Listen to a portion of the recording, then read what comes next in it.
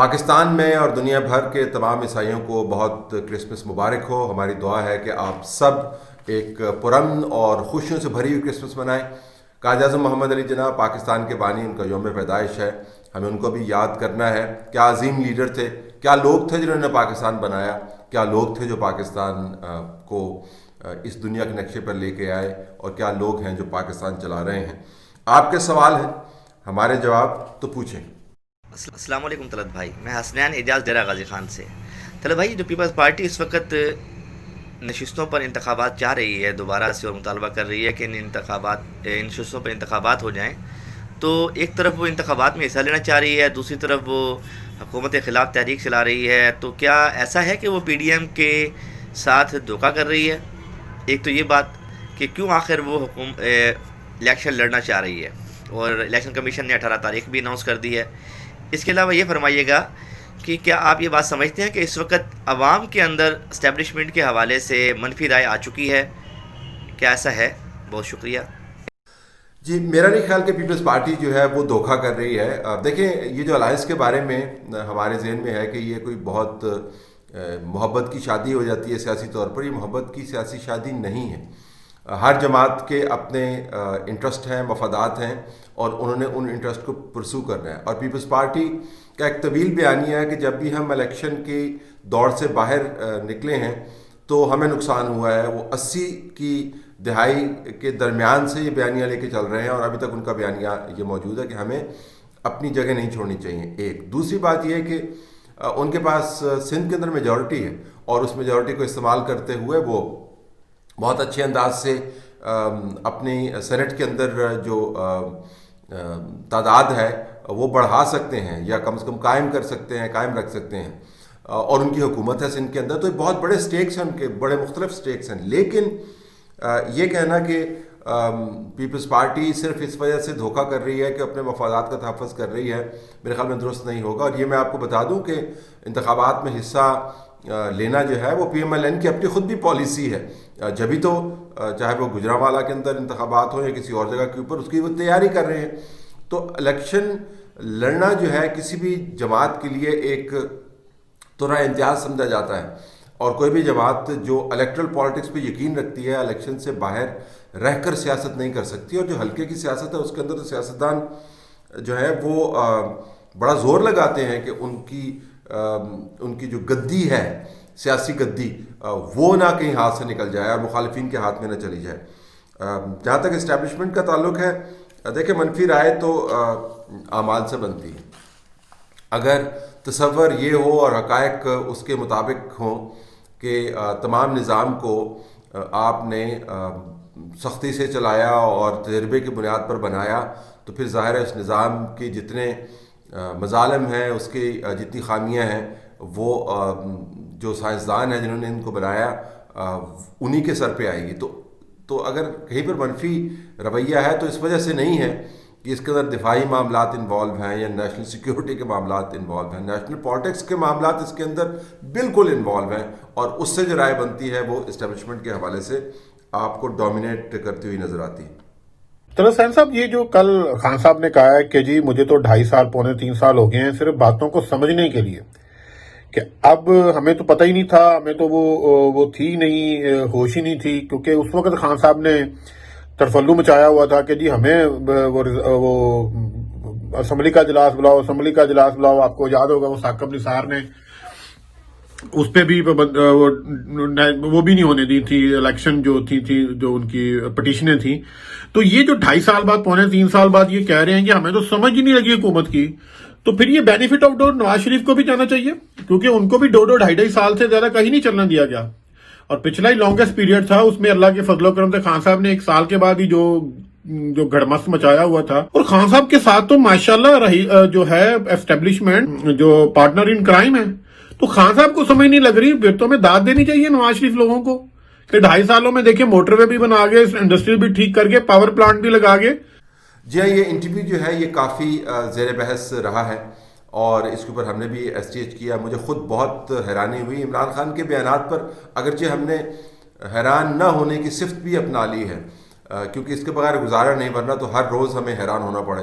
اور اس سے خام خواہ کی جو ہے وہ ایک ٹینشن ہوتی ہے. تو ہر روز حیران ہونے کی پریشانی سے بچنے کے لیے ہم نے حیران نہ ہونے کی ایک صفت اپنائی ہے, لیکن اس صفت اپنانے کے باوجود ہمیں بڑی حیرانی جو انہوں نے باتیں کی, بالخصوص جب وہ ماضی کے اندر یہ کہتے چلے آئے ہیں کہ کے پی کے اندر سے ان کو بہترین قسم کا تجربہ مل گیا, ان کے پاس بہترین ٹیم ہے اور ان کے پاس باقاعدہ پلانز موجود ہیں. مجھے لگتا ہے کہ دو باتیں ہو رہی ہیں. ایک تو واقعتاً عمران خان کو یاد نہیں رہتا وہ کیا بیان دیتے ہیں, واقعتاً ان کو یاد نہیں رہتا, اور دوسری بات یہ ہے کہ جب ان کو یاد کروایا بھی جاتا ہے تو ان کا خیال ہے کہ وہ میٹر نہیں کرتا, جو میں نے کہہ دیا وہ کہہ دیا, اس وقت ٹھیک تھا, اب جو میں کہہ رہا ہوں اب ٹھیک ہے. تو اگر آپ کا یہ رویہ ہو, آپ کسی بھی جو انٹلیکچوئل اکاؤنٹیبلٹی ہے اپنی اور انٹلیکچوئل جو تنقید ہے اپنے بارے میں, اس کو جوتی کی نوک پہ رکھیں اور پھر اس کے آپ کو نتائج بھی کوئی زیادہ نہ بھگتنے پڑیں, تو پھر ظاہر آپ کچھ بھی کہہ سکتے ہیں. لیکن یہ ایک بہت بڑا سیاسی گھامڑ پن ہے جو کوئی بھی سیاستدان کر سکتا ہے, یہ بیان کرتے ہوئے کہ ہمیں تو علم ہی نہیں ہے کہ ملک کیسے چلانا ہے, نظام کیسے چلانا ہے. اور نظام کے بارے میں یہ جو بات کی جا رہی ہے بالکل بھی درست نہیں ہے. پاکستان کا نظام تمام تر خامیوں کے باوجود اس کے باقاعدہ ایک پریڈکٹیبل رولز ہیں. جو منسٹرز ان کے ارد گرد بیٹھے ہوئے ہیں ان میں سے 70-80% گھاگ لوگ ہیں, وہ اس نظام میں سے کئی مرتبہ ڈبکی لگا کر باہر آ چکے ہیں, دوبارہ ڈبکیاں لگاتے ہیں اور اس میں تیرتے رہتے ہیں. تو وہ تو اسی پونڈ کے رہنے والے ہیں, وہ تو اسی جوہر کے اندر سے بہت عرصے سے پانی پی رہے ہیں, وہ تو اسی گاؤں کے رہنے والے ہیں. تو ان کو تو نظام کی خامیوں نے بالکل بھی پیچھے نہیں رکھا ہوگا, وہ تو نظام کو چلانے والے ہیں. تو یہ کہنا کہ پاکستان کے نظام کی کسی کو سمجھ نہیں آتی, ڈیٹا درست نہیں ہے, یہ بالکل بھی درست نہیں ہے. معاشی ڈیٹا جو ہے اگر آپ کا اپنا درست نہیں ہے تو بین الاقوامی ادارے جو آپ کو ڈیٹا دے رہے ہیں بڑا مستند ڈیٹا ہے, اور ان کی بڑی انٹروسو قسم کی انسپیکشنز ہوتی ہیں پاکستان کی اکانومی کی. اور اکانومی تو وہ چیز ہے جس کو طور امتیاز کے طور پر اور ایک بڑے ستارے فخر کے طور پر سینے کے اوپر سجا کر آپ لوگ آئے تھے کہ ہم نے معیشت درست کرنی ہے. اور پچھلی حکومتوں کے خلاف جو سب سے بڑا مقدمہ ہے وہ بھی معیشت سے ہی متعلق ہے, اور اگر اس کا ہی آپ کو پتہ نہیں چلا تو پھر اس سے بڑی ایڈمیشن آف فیلئر کیا ہو سکتی. طلعت بھائی, میرا نام خلیل اللہ ہے, کراچی سے بول رہا ہوں.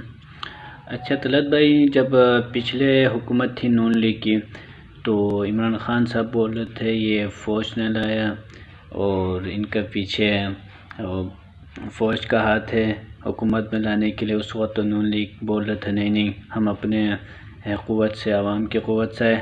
ابھی جب عمران خان صاحب کی حکومت ہے تو عمران خان صاحب نون لیگ والے بول رہے ان کو فوج نے لایا, داندلی ہوئی, یہ ہوئے. کیا واقعی میں سیاست میں فوج کا کردار ہے یا رہا ہے؟ اس کے بارے میں آپ کو کچھ ڈیٹیل میں بتائیں گے پلیز. نواز شریف کے بارے میں کہا جاتا ہے کہ وہ بھی کسی وقت پہ چور رستے سے آئے تھے یا فوج کا سہارا لے کر اقتدار میں آئے تھے, جیسا کہ اب عمران خان صاحب کے بارے میں کہا جا رہا ہے کہ وہ بھی چور رستے سے آئے ہیں اور فوج کا سہارا لے کر اقتدار میں آئے ہیں. اب یہ پریکٹس تو ہمیں سمجھ میں آتی ہے کہ جو بھی اقتدار میں آتا ہے فوج کا یا اسٹیبلشمنٹ کا اس میں سٹیک ہوتا ہے, وہ اقتدار میں ایسے نہیں آ سکتے. تو اس نظام کو اب چیلنج کر رہے ہیں, نواز شریف کر رہے ہیں چیلنج, اور وہ تحریک چلا رہے ہیں. مجھے پوچھنا یہ ہے, کیا نواز شریف کو اب یہ سمجھ آ گیا ہے کہ یہ اس جو ہمارے ہاں افراتفری ہے سیاسی طور پر, اس کا حل جو ہے وہ ڈیموکریسی ہے اونلی, اور ڈیموکریسی جو ہے وہ حاصل ہو سکتی ہے صرف اور صرف الیکٹ ہو کر, اگر عوام الیکٹ کرے تب جو ہے وہ ہو سکتی ہے, نہ کہ چور رستے سے آیا جائے. اگر ان کو سمجھ آ گئی ہے تو پچھلے دنوں جو پہلے جو سینٹ کے الیکشن ہوئے تھے وہاں انہوں نے کمپرومائز کیا تھا. اب دوبارہ سے ہم یہ تحریک جو ہے جوش پہ ہے, تحریک چل رہی ہے, ہم اس کو کیسے انڈرسٹینڈ کریں؟ ہمیں تو یہ سمجھ ہی نہیں آتی کہ یہ ان کو سمجھ آ گئی ہے یا بس یہ اقتدار میں آنے کے لیے یہ کر رہے ہیں سب کچھ. دیکھیں, فوج کا کردار پاکستان کی سیاست میں ہے, یہ ہم نے نہیں بنایا, یہ تاریخ کے ہاتھوں یہ چیز بنی ہے. اگر آپ بار بار انٹروین کریں گے اور ٹیک اوور کریں گے اور اس کے بعد پھر آپ کی بنائی ہوئی جماعتیں جو ہیں وہ پاکستان کے اندر گھومتی گھامتی پھریں گی تو پھر یہ کہنا کہ ہمارا کردار نہیں ہے, بڑی عجیب و غریب بات ہوگی. اور اس کے اوپر جب بات کرتے ہیں تو نہ جانے اس کے اوپر غصہ کیوں آتا ہے کہ بھائی جب آپ فوج میں ہونے کے باوجود اگر آپ سیاست کریں گے تو یہ وہ پھر ڈاکومنٹ بھی ہوگی. تو 60s میں ڈاکومنٹ ہوئی ہے, اس کے بعد 70s لیٹ 70s 80s کے اندر ڈاکومنٹ ہوئی ہے, جنرل پرویز مشرف کے دور میں ڈاکومنٹ ہوئی ہے. یہ تو ظاہراً آپ نے کیا. جو باطن کے کام ہیں وہ بھی اب کتابوں کے اندر لکھے گئے ہیں. اب اسد درانی کی کتاب آپ پڑھ لیں, اس کے اندر کیا کچھ نہیں لکھا گیا. نواز شریف کے بیانات آپ سن لیں, اس کے اندر کیا کچھ نہیں لکھا گیا. اب یہ سب ڈاکومنٹڈ ہے. راہیل شریف کیا کیا کرتے تھے. 2013 کے انتخابات کے اندر آپ اوون بیرٹ جونز کی کتاب آپ پڑھ کے دیکھ لیں, اس کے اندر انہوں نے کیا کیا باتیں نہیں لکھی ہوئی کہ کس طریقے سے جو افسران تھے وہ کیا کیا کام کر رہے تھے. تو اب یہ ڈاکومنٹڈ ہے. تو اس کے اوپر تو میرے خیال میں یہ سوال پوچھنا ہی جو ہے وہ تاریخ کو اگر سوال کے جواب میں آپ سمجھتے ہیں کہ ہم کہیں گے کہ نہیں ہے تو تاریخ کو مسخ کرنے کے برابر ہوگا. تو سوال پوچھنا میرے خیال میں ضروری بھی نہیں ہے, یہ تو معلوم ہے. اب یہ نواز شریف کی بات بالکل ٹھیک ہے. آپ نے تو اسٹیج کے اندر آپ کو بتایا کہ کس طرح نواز شریف جو ہیں وہ ان کی سیاسی اٹھان جو ہے وہ بالکل فوج کے دور میں ہوئی. فوجی جرنیلوں نے ان کی تربیت سازی کی اور اس کے بعد ان کو سیاست میں لانچ کیا, پیپلز پارٹی کے کاؤنٹر کے طور پر لانچ کیا. ذوالفقار علی بھٹو جو تھے ینگسٹ ممبر تھے ایوب خان کی کابینہ کے اندر, اور ایوب خان سے ان کی بڑی محبت اور الفت تھی. لیکن اس کے ساتھ میں آپ کو یہ بھی بتا دوں کہ جب یہ لیڈران عوامی مینڈیٹ حاصل کر لیتے ہیں اور جینونلی عوام کے اندر مقبول ہو جاتے ہیں, جس کو ماپنے کا پیمانہ انتخابات ہیں, ان کی اپنی جماعتیں ہیں, تو پھر آپ کو یہ دیکھنا ہوگا, ان کو ان کی کارکردگی کے اوپر پرکھنا ہوگا. عمران خان کے بارے میں ہم یہ نہیں کہتے کہ عمران خان مکمل طور پر جو ہے اسٹیبلشمنٹ کے بنائے ہوئے ہیں. عمران خان کی اپنی بڑی فالوئنگ ہے, اور میں تو اکثر کہتا ہوں کہ بڑی تگڑی جماعت کو وہ ریپرزینٹ کرتے ہیں. ان کا ووٹ بینک بہت اچھا ہے. اس ووٹ بینک کے ساتھ انہوں نے کیا اس ووٹ بینک کی بنیاد کے اوپر وہ انتخابات کے اندر آئے اور پاکستان کو اس وقت چلا رہے ہیں, یا اس ووٹ بینک سے پرے جو محرکات ہیں ان کے ذریعے وہ پاکستان کو چلانے کی کوشش کر رہے ہیں, یا چلا رہے ہیں, یا چلا پا رہے ہیں, یا نہیں چلا پا رہے ہیں. یہ اصل میں ایشو ہے. تو جب لیڈران پبلک مینڈیٹ کے ساتھ بار بار انڈورس ہوتے ہیں تو ظاہر ہے وہ اپنا قد کاٹ اپنی میرٹ کے اوپر اسٹیبلش کر رہے ہوتے ہیں. لیکن اگر اس قد کاٹ کے باوجود وہ فوج کے اوپر تکیہ کرے رکھیں اور ان کو سہارے کی ضرورت ہو اور روزانہ انگلی پکڑ کر ان کو چلایا جائے, تو پھر وہ مینڈیٹ ارریلیونٹ ہو جاتا ہے. تو پھر اس سیاستدان کی دانشمندی کو آپ کیا کہیں گے کہ جو کہتا تو ہے کہ میں پاپولر ہوں, لیکن اس کے باوجود ایک پیج کے اوپر جانے کے لیے وہ ہر وقت تڑپتا رہتا ہے. اصل میں ایشو یہ ہے. تو نواز شریف اور بینظیر بھٹو فوج کے کردار سیاست میں جو موجود ہے, ان کے ادوار جو ہیں اس بات کے گواہ ہیں کہ فوج کا کردار تبدیل ہوتا رہا, اور اب بھی جو ایشوز ہیں وہ اسی کے گرد گھومتے ہیں کہ کیا پاکستان کی اسٹیبلشمنٹ کو ملک کی گورننس کے اندر ویسے گھسنا چاہیے جیسے وہ گھسی ہوئی ہے, یا کوئی اور نظام بننا چاہیے جس کے اندر یہ طے ہو جائے ایک مرتبہ کہ کس کا رول کیا ہے. اور آئین نے تو اس کو بہت حد تک طے کیا ہوا ہے, لیکن اس رول کے اوپر پھر سارے کار فرما ہو اور کاربند ہو کر کام کریں. اگر آپ یہ نہیں کریں گے تو آدھا تیتر آدھا بٹیر جو ہے وہ چلتا رہے گا. کہ سینٹ کے الیکشنز جو ہو رہے ہیں بھلے ڈیٹ سے پہلے ہو رہے ہیں, تو آپ کو کیا لگتا ہے کہ نون لیگ کو اور پیپلز پارٹی کو الیکشن میں شرکت کرنے کے بعد اپنے آپ کو الیکٹ کروانے کے بعد ریزائن دینا زیادہ افیکٹو ہوگا, یا کہ وہ سینٹ کے الیکشن میں حصہ ہی نہ لیں اور مطلب ان کو ویسے ہی الیکشنز ہونے دیں؟ تو کس کی افیکٹونیس زیادہ ہوگی؟ Thank you.